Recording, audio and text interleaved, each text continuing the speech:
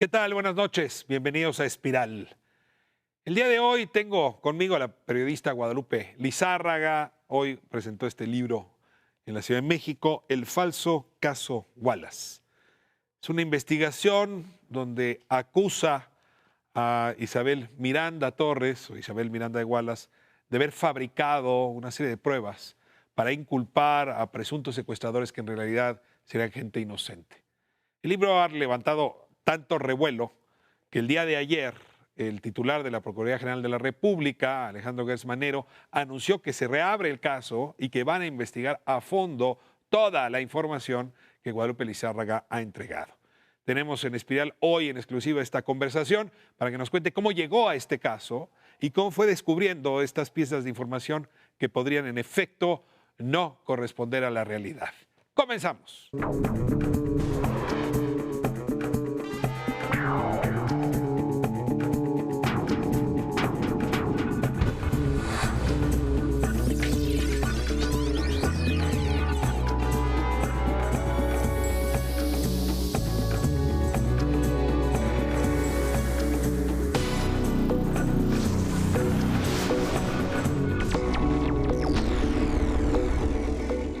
Tal como lo prometí, estamos esta noche con Guadalupe Lizárraga. Guadalupe, me da muchísimo gusto tenerle aquí.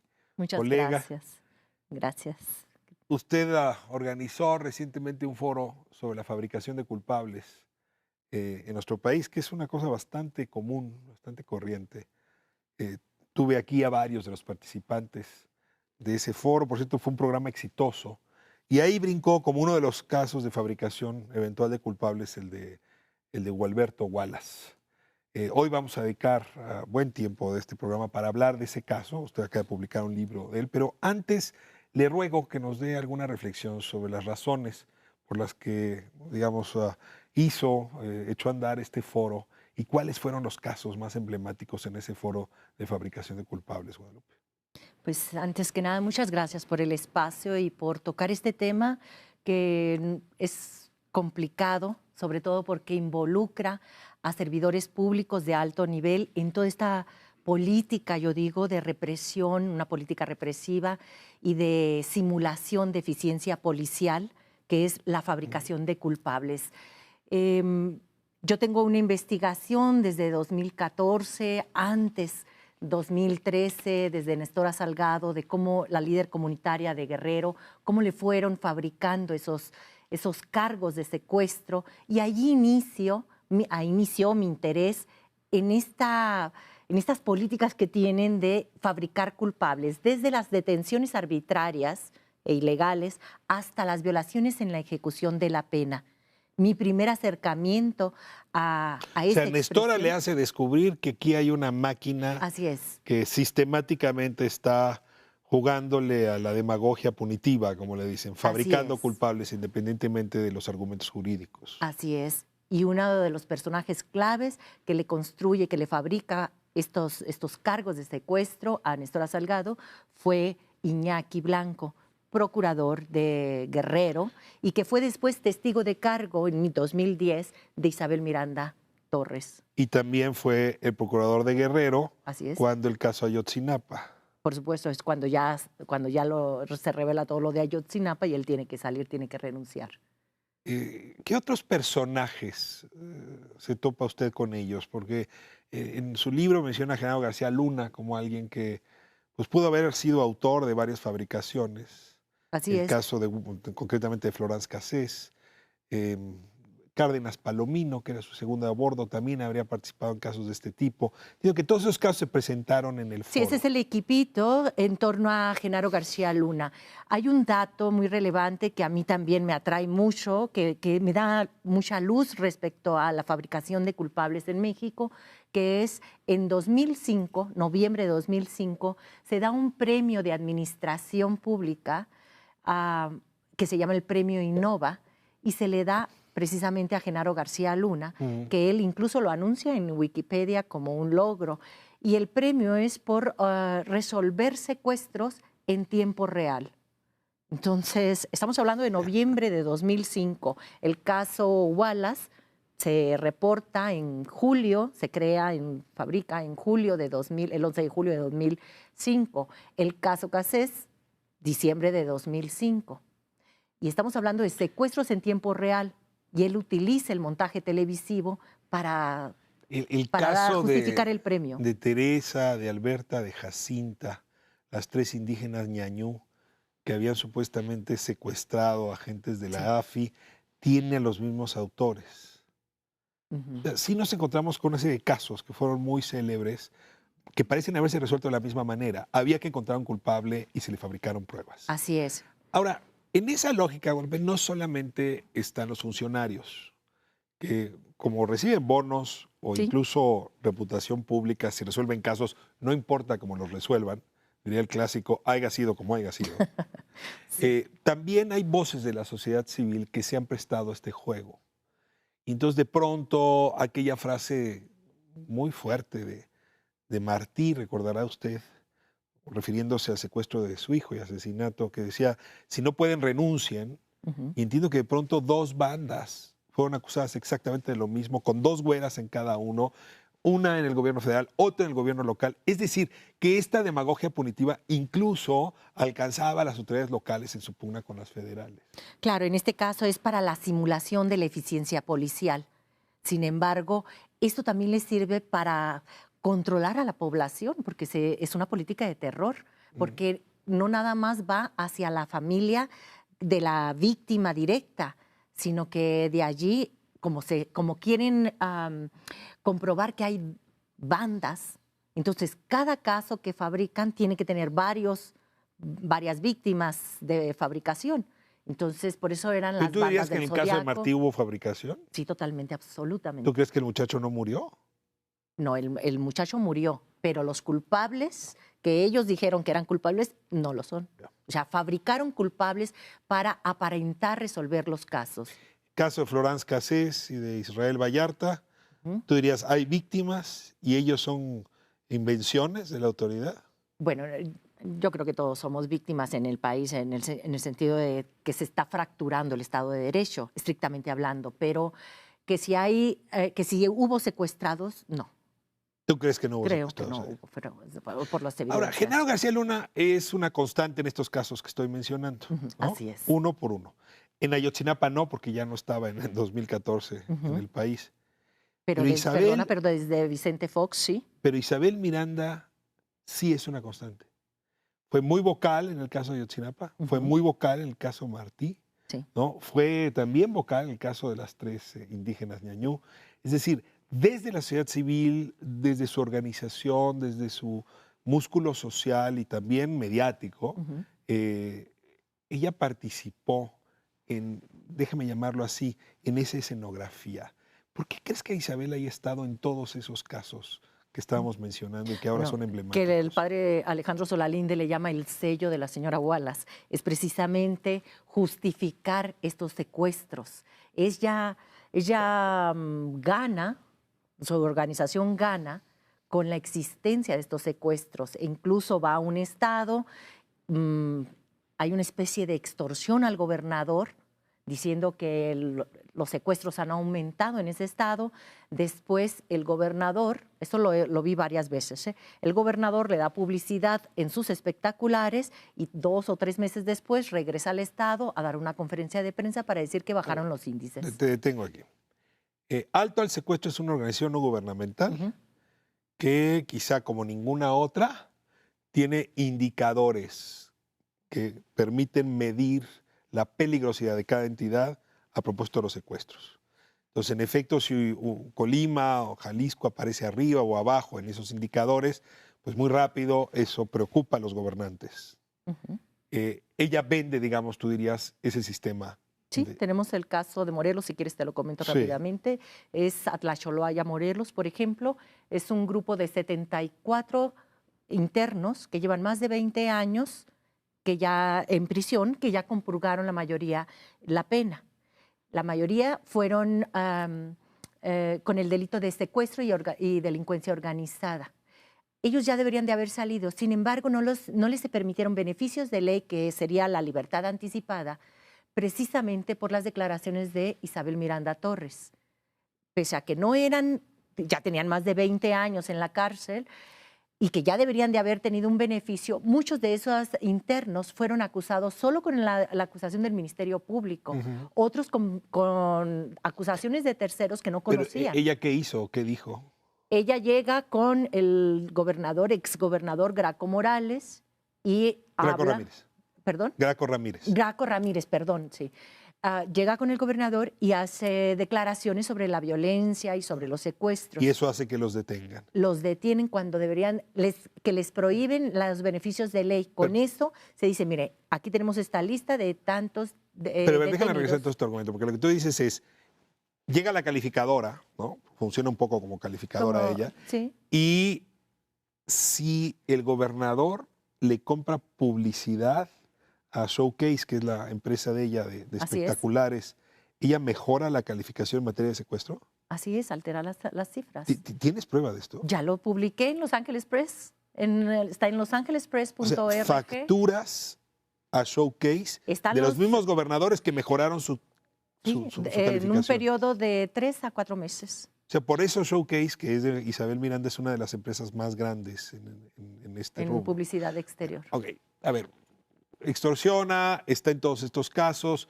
A mí sigue llamando la atención qué fue lo que le ofreció, pues no sé, a Genaro García Luna en el caso de Florence Cassés, en fin. Pero estamos hablando de una reputación cuyo origen, según tu propia denuncia, es una locura. O sea, la mujer habría inventado el secuestro y la muerte de su hijo y a partir de eso se montó en una reputación inmerecida. Así es. Y tú te has metido a ver el caso a fondo. Así es. Déjame nada más para que no quede duda a la audiencia. Tú estás convencida que ese caso es fabricado, no tiene nada de verdad, ni una pieza de verdad. Así es. La única cita verdadera es la fecha de nacimiento de Hugo Alberto. Es decir, su muerte no es segura ni cierta. No. Su secuestro no es seguro ni cierto. No. Los victimarios no cometieron lo que dice En ella que absoluto. cometieron en la justicia. Están incluso condenados a 90 y tantos años ya, 3 de ellos. César, O sea, todo César eso es Freire, falso. 131 años de cárcel. Te pregunto, en la suposición de que haya sido fabricado, suponiendo sin conceder, en ese momento no lo hizo para obtener fama y reputación. ¿Por qué lo habría hecho según tú? ¿Por qué lo hizo? Pues por recursos económicos, por poder, por ambición, porque estaba trabajando con Genaro García Luna. Hay que recordar, Ya en ese momento ya trabajaba Claro, con Genaro García Luna. Claro, hay que recordar que su abogado particular, Ricardo Martínez Chávez, fue el que la sacó de la cárcel en 1998, cuando ella estuvo 5 días en prisión por homicidio en grado tentativa. ¿Sí? Quiso cortar las mangueras de una grúa que estaba subiendo a alguien a poner un... De allí su abogado se va a la Procuraduría, estaba en la Procuraduría del Distrito Federal y de allí brinca en 2001 cuando entra a CISEN Genaro García Luna, entra Ricardo Martínez Chávez a PGR. Y desde allí ella empieza a participar en esta información, digamos, selecta, de acceso privilegiado en PGR. A ver, vamos a comenzar a, digamos, analizar, a diseccionar el caso pieza por pieza. Tú le has dedicado ya cerca de 4 años a esta investigación. Hay muchos documentos. Sí, 5 años. Sí. Recoges parte de la documentación de las investigaciones que había hecho Anabel Hernández, que habían hecho José Reveles, publicados en proceso. Las nutres, las enriqueces. Y pues mi idea sería ir recorriendo, digamos, paso a paso esta investigación. Déjame comenzar con la primera duda que me surge a propósito del caso, y es acreditar la personalidad primero de Isabel Miranda. Sí. Según los documentos que poseo, y en buena medida algunos son gracias a la investigación que tú hiciste, en el acta de nacimiento de Gualberto, que está fechada en 1969, 12 de octubre de 1969. Isabel aparece como Isabel Torres. Y aparece en ese momento como si hubiese nacido en 1949. Ahí tiene el nombre de sus padres, es Fausto Miranda, perdón, no, estoy equivocado. Es Isabel Torres Romero, que habría nacido en 1949. Y sería hija de Alfredo Torres y Mónica Romero. Ujú. Sin embargo, en el acta del mismo individuo, presuntamente Hugo Alberto, ya no Miranda Torres, sino Wallace Miranda, que es otra acta, y ahora hablaremos Así de él, es. ella aparece con otro nombre, aparece como María Isabel Miranda Torres y habría nacido en 1951. ¿Sabemos cómo se llama realmente ella? ¿Se llama Isabel Torres? ¿Nació en 1949? ¿O se llama Isabel Miranda Torres y habría nacido en 1951? Y te faltan otras identidades, pero Pero de ella, es que para acreditar su personalidad. Nació en 49, nació en 51. ¿Se llama ujú, Isabel Torres o se llama María Isabel Miranda? en mi opinión y con base en las evidencias que yo he logrado obtener, es de 1951 y es María Isabel Miranda Torres. A ver, explícame si puedes, ¿por qué en el acta de Gualberto sus padres se llaman de manera distinta? Sí, ella alteró esa O sea, información, es por la edad. pero también los padres. O sea, ella sería hija de Alfredo Torres Ujú, y de Mónica Romero. así es. Ahí, Sí. perdóname, pero no hay ningún No Miranda. hay Miranda, exacto. Porque O como sea, él falseó a la a edad la edad, de 21 años, dice aquí, o de 18, como ujú, quieras verlo. Los nombres del papá, de de la la mamá, mamá, o así es. esa es el acta verdadera y ella no se llama, como nos ha Esa dicho, y no, se llama. lo que pasa es que son actas Pues oficiales, sí, no, además. aquí El las registro tengo. civil El las acta de expidió de manera Gualberto, oficial. fechada en enero de Ujú, 1970 y que le da fecha de nacimiento, como decías tú, en octubre de 69, la llama ella Isabel Torres. así es, sí. Su padre se llama distinto, es Alfredo Torres, y su madre es Mónica Romero. El Miranda no aparece. Así es. Y en cambio, el papá del muchacho sería Jacinto Miranda. Ujú, O sea que el apellido Miranda no era de ella, ni de su papá, ni de su mamá, sino del primer marido o de la primera pareja, que es el papá de Gualberto. Esto me enreda mucho. Me así ayudas a es. entender. O sea, estamos hablando que incluso ella no sabemos cómo se llama. Así es. Punto. No hay Sí, nada que aclarar. no, exactamente, Ok. sí. Paso ahora al caso de Hugo Alberto, Sí. ¿no? Hugo Alberto, esto Anabel lo dio a conocer en su momento, tiene en efecto pues dos personalidades jurídicas, ¿no? Ujú, Una, lo decía por esta misma acta de nacimiento, es Hugo Alberto Miranda Torres. Esta acta está expedida el 15 de enero de 1970. Es hijo de Jacinto Miranda, de 31 años, y de Isabel Torres. ujú.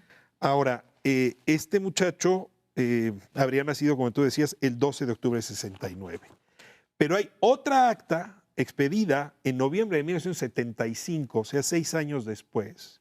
La primera fue expedida en la Ciudad de México, la segunda en el Estado de México, y ahí el niño es hijo ya no de Jacinto Miranda, sino de José Enrique Gualas Díaz, de 37 años, y de María Isabel, ya no Torres, sino Miranda Torres. Es decir, son dos actas de nacimiento distintas. Oficiales, sí. Así es. Al mismo tiempo tú descubres que hay dos CURPS, Así uno a nombre de Gualberto Wallace y el otro a nombre de Gualberto es. Miranda Miranda Torres. Torres. Y también nos damos cuenta que hay dos registros federales de causantes Así es. en el SAT. Todo el tiempo dos personalidades. O sea, la madre no sabemos cuál de las dos personalidades es Ujú. y el hijo tampoco. Y hay que decir que están activas, esa doble identidad está activa en las instituciones de gobierno, tanto en el Registro Único de la Población como en los servicios administrativos tributarios, en el SAT. O sea, están activos. Pero ellos te podrían decir, bueno, es que la verdad es que aquí la gente se muere y nadie cierra esos registros. ¿Y por qué seguir pagando impuestos? Si A ya ver, está ¿quiere decir que muerto. ha pagado recientemente? Claro, si están Hugo activos. Alberto Miranda Torres ha pagado recientemente impuestos. Ahí están las pruebas ahí en Los Ángeles Press, debieron haberlas publicado. Sí. Así Sí, es. lo que yo tengo es un documento donde en efecto se advierte que está viva el RFC en el SAT. Así es. Tal cual. 2018 fue hace unos meses, cuando saqué pues Sí, lo que viene lo que siendo la no hay copia en Los del SAT. Ángeles Press, no está en tu documento, no está en tu libro, es el pago de impuestos. Lo que existe es que ese registro federal de causantes está vivo. Y está un Ahora, puede seguro ser porque social nadie lo haya también. cerrado, podría estar en ceros, podría estar durmiendo. Ujú. Y el seguro social También está. también está activo. Entonces, ¿por qué un muerto con doble identidad tiene todos sus papeles oficiales, sus documentos oficiales activos. Bueno, 2005, si realmente murió en 2005, primer resumen, no sabemos bien cómo se llama Isabel. Lo único que sabemos es que se llama Isabel. En uno se llama María Isabel, en otro Isabel. En uno se apellida Torres Romero, en otro se llama Miranda, Miranda Torres, que pasa a ser Miranda Wallace. Con el hijo nos pasa lo mismo. Tenemos 2 nombres distintos y una serie de documentos también que acreditan doble personalidad. Más complicado todavía es el acta de defunción. Así es. Es un acta de defunción emitida por una perito de la Procuraduría General de la República que es difícil de entender cómo se produjo. Voy a corte y regresamos para hablar del acta de defunción.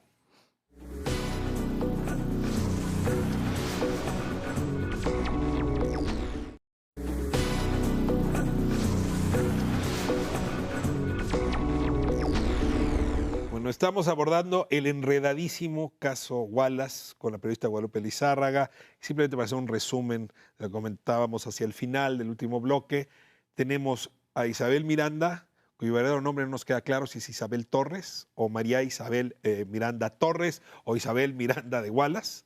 Y tenemos un problema con el hijo también, porque habría 2 personalidades jurídicas. Por un lado, Hugo Alberto Wallace Díaz, Hugo Alberto Wallace Miranda y Hugo Alberto Miranda Torres. Y hay tanta información sobre él que no es fácil poder discernir.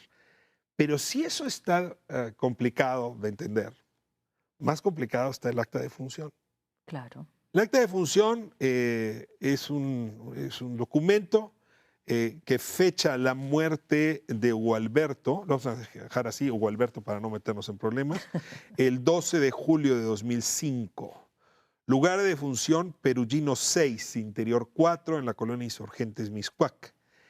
Causa de su muerte, insuficiencia respiratoria aguda, asfixia, estrangulación y asfixia mecánica en el tórax. La médico que certificó esto es la médico Blanca Crespo Arellano. Ella trabajaba para la PGR en ese momento.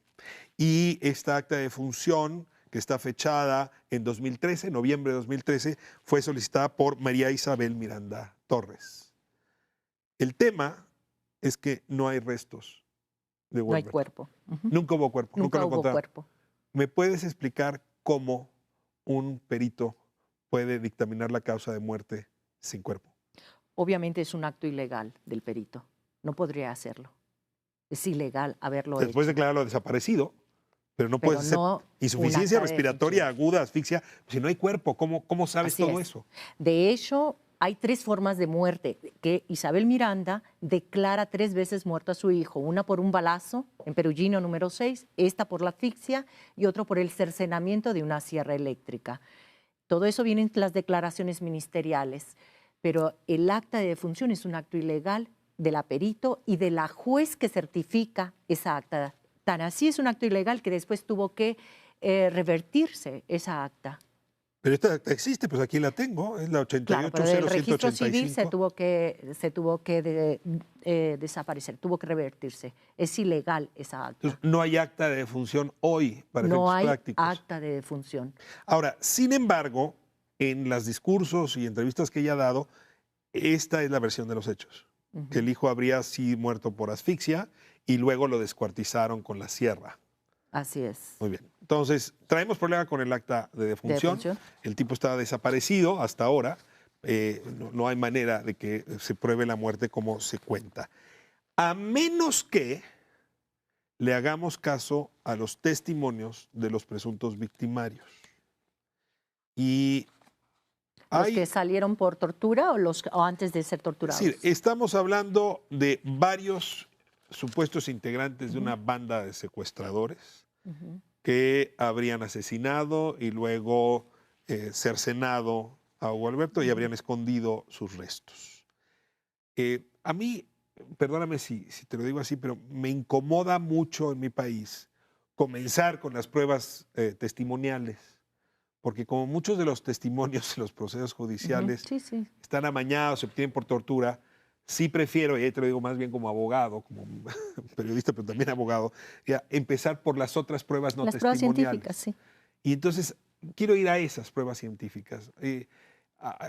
Guadalupe, tú señalas una pieza fundamental, que es que encontraron, muchos meses después del supuesto asesinato, el asesinato habría ocurrido 7 meses en después. julio y por allá de febrero Sí. se encontraron en el céspol del lugar donde se bañaba, de la regadera, se encontraron cabello. Y esa fue una de las pruebas. Y luego encontraron también una mancha de sangre de 1 centímetro. Sí. ¿Qué pasó con ese cabello? ¿Ese Ujú. cabello era de Hugo Alberto? ¿Se mantiene como una pieza de evidencia importante? No, ni la sangre ni el cabello tienen coincidencia con, con Hugo Alberto, con el ADN de Hugo El Alberto. cabello es de mujer. El cabello y la sangre es de mujer. Eso ya es A parte ver, del expediente si científico. voy a la objeción que hay a esa prueba, lo que dice de la sangre es que la sangre pertenecería a el señor Wallace, ¿no? El padre adoptivo de Hugo Alberto, Sí, sí, y por sí. lo tanto ahí no hay match No genético. hay, O ajá, sea, si la sangre pertenece al papá y el sí, papá no es el papá biológico, claro. estamos ahí ante una pieza de evidencia que se cae sola. Sí, en las declaraciones, ya en lo que viene ya el documento oficial de los peritos, sí se señala primero que la muestra de sangre, no el cabello, pero la muestra de sangre pertenece a un hombre, ¿sí? Lo dicen, aquí está en el documento, ¿no? En la toca penal, Sí. viene el número de la toca penal, 33, 2011, estamos hablando del año 2011. Hay una coincidencia también con la maternidad María Isabel Miranda, maternidad biológica, María Isabel Miranda Torres. Y dice el documento que hay una paternidad biológica con José Enrique Del del Socorro Socorro Wallace Wallace Díaz. Díaz. ¿Cómo podemos explicar esta prueba científica si hay un acta de nacimiento donde con esta acta se demuestra que no es hijo biológico de José Enrique Wallace Díaz, que era su padrastro? A ver, nada más para resumir entonces. La gota coincide en el perfil genético con José Enrique del Socorro Wallace Díaz, Así es, que no es el padre biológico de de Hugo Gualberto. Alberto. La gota se cae. Y con respecto al cabello, dice que es de mujer. Así es. O sea que se cae también ese argumento. Ujú. Esas son dos pruebas Ese es- científicas. Así es. A estas dos pruebas tenemos una más. Ujú, Y es una fotografía, la podemos poner ahora en pantalla, ujú. que habría recibido Isabel Miranda de su hijo vendado Sí. con los ojos, Ujú. eh, como presunta prueba de vida que ella solicitó para antes de entregar el rescate de $950,000 que supuestamente le entregaron. A ver, esa fotografía juega también en este expediente, porque Ujú. si es verdadera, sería la prueba de que sí fue secuestrado, de que sí fue eventualmente asesinado. Y esa fotografía apareció en el teléfono de Brenda Quevedo, que es una de las presuntas imputadas. ¿Qué hacemos con esa prueba? Para empezar esa prueba, hay uno de los peritos también forenses de la delegación Benito Juárez, señala que ahí el hombre está vivo por la forma de rigidez que tiene el cuello. Ok. Y lo que hace Isabel Miranda Torres es presentar la prueba de que está muerto. No, pero no, porque ella les pide una prueba de vida y le mandan esta foto. No, Entonces, eso no es mentira. A ella la pone como si estuviera muerto. Mire, aquí está mi hijo muerto, cómo lo tenían vendado. Entonces, hay un perito de la delegación Benito Juárez que dice, este hombre no está muerto. Puede estar drogado, puede estar dormido, pero por el tipo de rigidez del cuello no está o sea, muerto. ¿es una pieza Es fabricada? una pieza fabricada. Ahora, lo del teléfono de Brenda, si hay tantas alteraciones y falsificaciones de documentos y falsificación de declaraciones judiciales, ellos se llevan la computadora de Brenda, se llevan el teléfono, hacen todo esto y plantan la fabricación 7 meses después. ¿Por qué habríamos de creer en el documento o en la fotografía que están metiendo en el teléfono de Brenda? Hay peritaje que dice que esa fotografía está truqueada. Ujú. Déjame dejarla a un lado y se me acabaron las pruebas científicas. O sea, una Ujú. fotografía que dices está en duda, Sí, una gota de sangre que no es de él y un cabello que no es de él. así es. Cayéndose las pruebas científicas, llegamos a la Ujú. prueba reina del sistema judicial mexicano. Es un caso montado todo sobre los testimonios de los supuestos secuestradores. Ujú. Tenemos que preguntarnos si se obtuvieron o no por tortura y para ver qué hacemos con esas pruebas. Pero necesito contarle a la audiencia despacio cómo se fue Sí, construyendo esa lógica. Juana Hilda Lomelí. González Lomelí. González Lomelí. Sí. Ella es la dueña del departamento de Perollino 6, número 4. Rentaba, era alquilado Ella el renta, departamento. ella está en ese departamento. Y presuntamente es en ese departamento donde ella, junto con otros integrantes de su banda de secuestradores, habrían asfixiado y luego descuartizado a Hugo Alberto. Ella declara ante autoridad competente. Hay un video muy famoso donde ella cuenta todo, de cabo a rabo, quiénes participaron, cómo lo hicieron, cómo lo mataron, en fin, y cuadra más o menos con la versión de Isabel Miranda. Esta grabación, Guadalupe, no es fácil desecharla rápido. Ella no se ve torturada, no se ve A ver, amenazada, y yo no me atrevería a decir ni siquiera se ve drogada. ¿Qué hacemos a con ver. ese testimonio? Vamos a empezar antes. Ese video fue grabado en febrero, 9 de febrero de 2006, cuando ella declara ¿Te puedo pedir un oficialmente favor? muerta. ¿Lo corremos para que el auditorio esté...? No, porque ¿por qué no lo corremos antes de mi aclaración? Ok, entonces, Ella fue, primero, la primera persona que detuvieron fue el 8 de enero de 2006, que es el hermano de Juana Hilda. Lo golpearon muchísimo y lo mandaron al hospital. Estuvo 8 días en urgencias. Con ese acto, el muchacho da el nombre de su hermana. Detienen a Juana Hilda el 10 de enero de 2006. A Juana Hilda la tienen arraigada y el 12 de enero, después de hacerle los cuestionamientos y las interrogaciones, un perito, un ministerio público, que tenemos el nombre y tenemos todos los dos, un ministerio público envía un oficio a Genaro García Luna para dictarle la libertad con reservas. porque a no Juana hay Hilda, ninguna evidencia. porque no hay ninguna evidencia de que la vincule a ese supuesto crimen. ¿Y entonces cómo consigue la autoridad El- que cambie de opinión? El 13 de enero, Genaro García Luna e Isabel Miranda Torres deciden que Juana Hilda será la criminal, será la que confiese el crimen. Y a partir del 13 de enero, con un acta, con un oficio de libertad condicionada, no la dejan en libertad y la mantienen en arraigo, al centro de arraigo en Buenos Aires, en la colonia de Buenos Aires.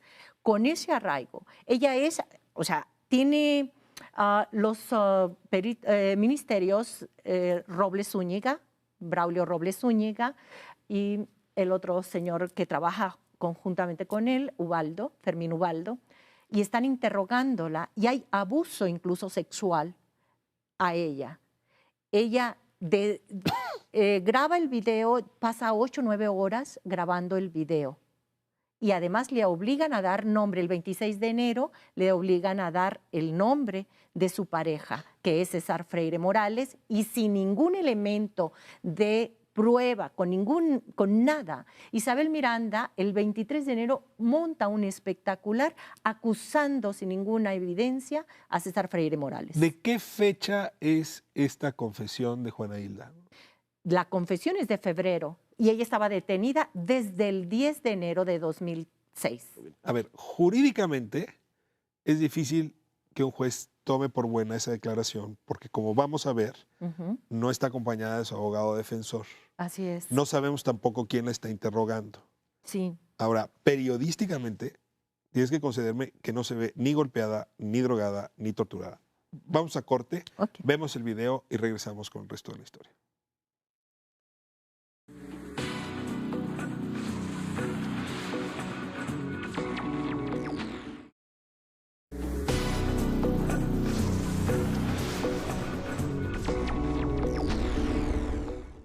Estamos de vuelta en Espiral y justamente como le prometimos, el testimonio, la confesión, la autoincriminación de Juana Hilda González Lomelí. Y regresamos después a seguir conversando con Guadalupe Lizárraga. Como a las 9 de la mañana, que acabábamos de salir del cine, sonamos. Entonces, como a la 1. Entonces yo me meto, ahí se pasa todo de mí, yo cierro la puerta. Y ya cuando se pasa, cuando estaba chiquitito, pasa el video donde está la cocina, luego en el siguiente cuarto. En el siguiente cuarto me doy la vueltita, me hice la vueltita que me venía. Entonces a mi Jacobo la agarraron y la aventaron así contra el colchón que estaba en la recámara ahí, para que me hablara y me pusieron algo aquí en la boca. Y yo estaba motivando para que me subieran para amarrar las manos. Cállate, la subieron alrededor de la botella, y yo me tengo en otro cuarto, o sea, yo no me moví de ese cuarto, y entonces ellos se concentraron en la cuarto. A ver, Guadalupe, este es el testimonio madre, déjame llamarlo así. O sea, si este testimonio no estuviera, todo el caso se cae, ¿no? Ese es como el núcleo atómico del caso. Y déjame yo no lo insistir, considero así. ¿es ilegal? Diga, pero sobre eso se construyeron las causas, ¿no? Es ilegal porque no había defensor. No se ve quién está interrogando, ¿no? Al mismo tiempo, te insisto, no se ve drogada, no se ve torturada. Y luego ella se desdice, dice, no me acuerdo de eso que pasó, de eso que dicen que dije. Claro, hay un elemento que si se ve en el video, si lo observamos, ella no recuerda porque fue un entrenamiento que le dieron. Además, te digo, es víctima de abuso sexual por parte de los ministeriales durante la grabación. Y ella, para recordar lo que tiene que decir, tiene que ver una servilleta que está sobre la mesa para poder decir en esas grabaciones. ¿Qué le hicieron a este? Este video lo hacen con Juana Hilda, lo hacen con César, lo hacen con Jacobo Tagle Dobín. O sea, los golpean. En el caso de César Freire y Jacobo Tagle, simplemente tenemos el protocolo de Estambul de Jacobo, que fue positivo, y de cómo fue torturado para grabar un video. Y esos videos los utiliza la señora, que son videos de la PGR, y los utiliza como las pruebas más contundentes de que su hijo fue asesinado. A partir de esta confesión, ¿no? En ese momento ella empieza a perseguir a todos los integrantes, no sé si de una banda, pero sí de una foto. Perdón, ella empieza a perseguir desde antes. Pero los nombres. El espectacular de César Freire lo pone en enero y todavía no estaba la confesión. Ya. A ver, necesito que me hables de la foto. Hay una fotografía donde está Juana Hilda, donde está Brenda, donde está Freire, donde están los hermanos Castillo, que están en Chalma con un niño. Sí. Y esa foto tú argumentas en tu libro El falso caso Wallace, que es una foto que estaba en la casa de Juana Hilda. Así es, y que a partir de esa foto empezó a perseguir a todos los amigos que estaban en esa foto. A partir de esa foto construyó la banda de los secuestradores. ¿Cómo se llama la banda? No le dio nombre. ¿Cuántos, aparte de este secuestro y asesinato, cometió? Bueno, son relaciona a Yael Malangón Uscanga, que no lo relaciona directamente con el secuestro de su hijo, y cuando se le reclama en los juicios que ella no hay ninguna evidencia para que Yael esté allí, entonces ella dice, en este caso no tiene que ver Yael Malangón, ciertamente, pero en otros quizás sí.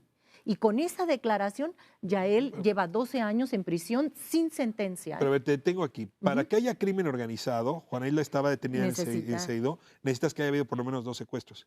Necesitas evidenciar la por eso la construcción de Yael, la fabricación de que Yael en otros participó y está en contacto con ellos. No lo hay, solamente hay una afirmación de Isabel Miranda ¿Y el Torres. Ministerio Público se la tragó sin agua? Por supuesto, y no se la tragó. Yo creo que el Ministerio Público aquí también es parte de la fabricación. Bueno, entonces, lo que tú dirías es, a Juana Hilda algo le ocurrió, fue violación, fue droga, fue tortura, y por eso declaró lo que declaró. La otra pieza que yo encuentro de las confesionales, que puedo mostrar en la televisión, pues, es la de Jacobo Tagle Dobín, que cuando lo detiene un chaleco y le pide ella que le levanten el chaleco para que vea que no está torturado, y ahí le preguntan si la banda hizo lo que él dice, y él dice sí. Déjalo, vemos un segundo, porque es el último que detienen, y es la otra pieza que a ella le permite decir, aquí hay evidencia de que había una banda, y ellos confesaron. Que estando aquí presente todos los medios en los cuales yo siempre, repito, he recibido el apoyo, que vieran que Jacobo no tiene ningún golpe, No sé si se pudieran levantar incluso la playera para que vieran.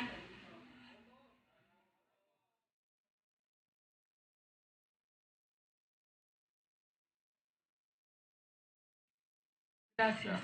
Jacobo, nada más te pediría que me dijeras si corroboras lo que ayer dijiste respecto a la participación de todos los implicados, de Brenda Quevedo Cruz, de César Freire Morales, de los hermanos Castillo Cruz, de Juana Hilda y tú en el secuestro de mi hijo. Gracias. No tendría por qué ella estar en un acto público de este tipo, parece funcionaria pública, pero bueno, más allá de eso, tú ves que el individuo no tiene golpes y tú ves que el individuo dice, sí, sí corroboro lo que dije de la participación de estos individuos en el secuestro. ¿Cómo reaccionas tú a lo de Bueno, Jacobo? simplemente de recordar, de ver el video me indigna porque Jacobo fue detenido el 4 de diciembre de 2010 y fue presentado 3 días después al Ministerio Público. Fue violado y así lo corroboró su madre, Raquel Dovín, apenas hace 2 días en rueda de prensa que dimos para pedir la libertad de las víctimas de Isabel Miranda. Su hijo fue violado varias veces y además golpeado, rociado con gas lacrimógeno en la boca y aparte en los genitales. Fueron torturas muy duras y eso no se ve en golpes. Se le practicó a él el protocolo de Estambul y salió positivo. Así es. ¿Qué hacemos Brenda con eso? Quevedo. Así empezaste. ¿Por qué Brenda? ¿Por qué Brenda es un personaje tan importante? Cuéntame la historia de Brenda Quevedo. En el caso de Brenda, porque ni siquiera tenía contacto con Hugo Alberto, no lo conocía de nada. Los otros sí eran amigos de Hugo Alberto. César Freire y Jacobo Tagle sí los conocían y sí tenían relación porque hay un espectacular, la montura de un espectacular de la empresa de Showcase en casa de Raquel Dovín, la madre de Jacobo Tagle. Entonces, el único vínculo que hay para Brenda y es me dicen que con Freire novia. tenía relaciones comerciales porque compraban y vendían autopartes. Así es. Y el único vínculo de Brenda es con Jacobo porque es su novia.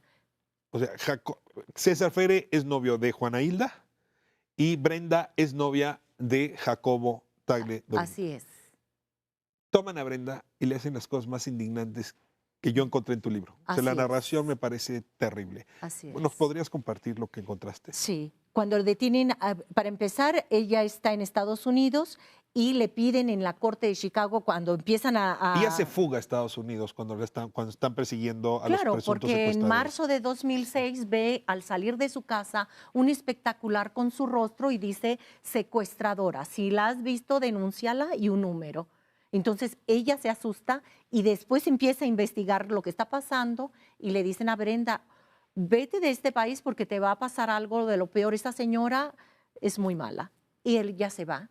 Y tiempo después, en noviembre de 2007, logra alguien, denuncia que Brenda está en un cierto lugar en Estados Unidos, la detiene lo que viene siendo la policía de migración y la tienen detenida. Cuando empieza toda esta denuncia a la señora, a Chicago, le piden a la señora, por ejemplo, que sea un acta de no antecedentes penales de su hijo. El hijo tenía antecedentes penales, lo que hace es falsificar un documento, poner nombres que no correspondían y envía y da una declaración falsa a la Corte de Chicago. Con eso deportan a Brenda y al llegar acá la meten al penal de Santiaguito, de Estado de México, y no logran todavía que se declare culpable. Así es que llegan 5 ministeriales, entre ellos Osvaldo Jiménez Juárez y Braulio Robles Zúñiga. Y hay un abuso sexual, una violación hacia Brenda, y aún así no la hacen que se culpe. Y le dicen, venimos de parte de la señora Isabel Miranda. Se la llevan a las Islas Marías.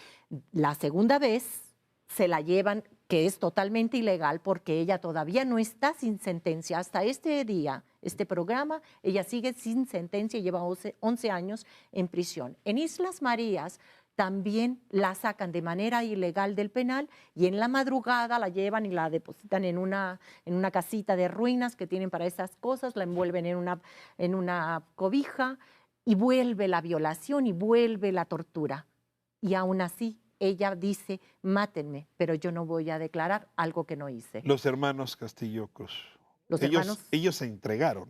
uno de ellos, Tony Albert, Castillo, Tony. se entregó después de ver a su hermano en televisión también con un espectacular. Ahora, hay que ver que en el espectacular de Albert Castillo Cruz ni siquiera tomaron su rostro de la fotografía de cuando de estaban en Chalma. Chalma, sino de su propia credencial de lector.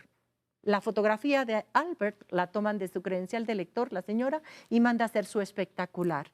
Cuando el hermano, cuando Tony ve a su hermano que están diciendo que es secuestrador, y dice, no, yo no voy a permitir esto, y él va y quiere saber qué es lo que está pasando. Y le dice, se entrega. Y se entrega, Convencido pero que es falso. no se entrega, él va a declarar, a hacer su declaración. Él no sabía que lo iban a detener, porque él confiaba en que todo se iba a Que era aclarar. un error. Todo se iba a aclarar. ¿Y qué pasó? Que se va en Semana Santa. Y en Semana Santa le dicen, no se encuentra el Ministerio Público, está de vacaciones, regresa el lunes. Y él regresa con su madre y con un abogado para aclarar la situación. ¿Y qué hacen? Lo detienen, lo torturan y lo mandan a un penal. Eso es lo que pasa. Tenemos confesos a Juana Hilda, a Tagle Dovín y a quién más. A César Freire. A César Freire. Pero si uno revisa los testimonios de los tres, no concuerdan.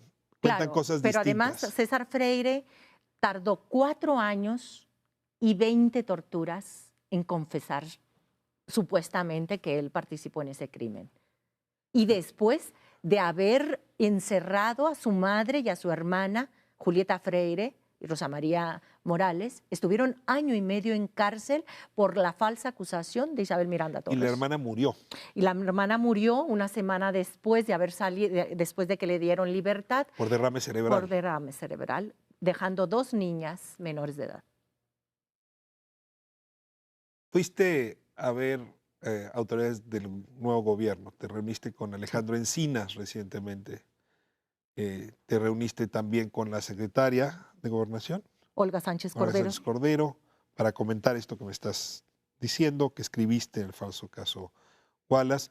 Y fuiste recibida el día de ayer por el, titular de la Procuraduría General de la República, Alejandro Gersmanero. Así es. Y según noticias, se reabre el caso con esta óptica que tú estás aportando. Así es. Cabe que hayas abierto una coladera y esto vaya a estallar seriamente, pero veo que tienes pues buena voluntad de escucha del gobierno para revisar el caso. ¿Nos cuentas un poco como primicia dónde estás, cómo te fue? Sí, bueno, en la Procuraduría sí hay, en la reunión que tuve con el procurador, que me iba acompañando el mecanismo de protección a periodistas por las agresiones que he recibido, 2 intentos de secuestro, una amenaza de muerte vía telefónica e intimidaciones incluso de una diputada federal de Morena. A ver, te tengo aquí. ¿Has sido amenazada 2 veces de muerte? ¿Intento de secuestro por parte de quién? 2 intentos de secuestro, el 11 de noviembre de 2016 y el 27 de febrero de 2018. ¿Eso en dónde? Uno en la ciudad de Mexicali, dentro de un evento de derechos humanos en la Universidad Autónoma de Baja California. Yo estaba presentando el caso Wallace, estábamos pidiendo verdad y justicia sobre este caso. Y la segunda ocasión fue el 27 de febrero de 2018, este año.